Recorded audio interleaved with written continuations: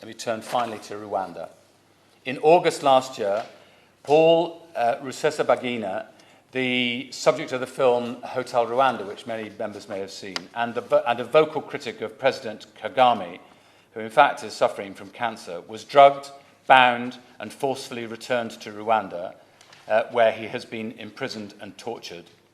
I've met with his daughters online, and it's a very upsetting story. A large number of international human rights organisations have recognised this case as one of enforced disappearance. There are two individuals directly involved in this case. First, Johnston Busingye, who was the Minister of Justice at the time of Mr. Rusesabagina's arrest, and under whose authority he was detained and tortured. During a televised interview, Johnston Busingye admitted the government of Rwanda paid for the flight transporting him back to Rwanda.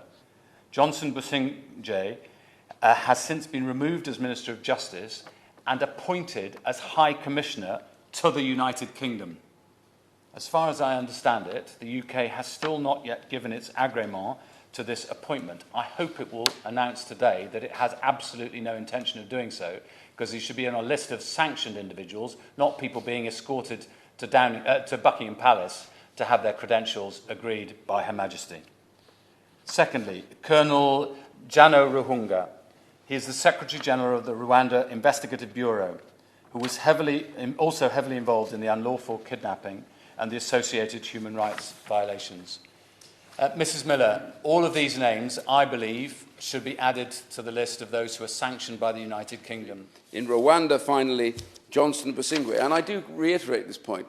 Just exactly what do they think they're doing in nominating this well-known and abusive individual who's been so responsible for so much of what is going on in that country as an ambassador to London? Goodness gracious me, I have no idea. Whether they think the UK is an easy touch for some reason and that they could easily get this individual in here and it would all be all right, we really would need to see a very strong statement from the government first and foremost, and secondly to make sure.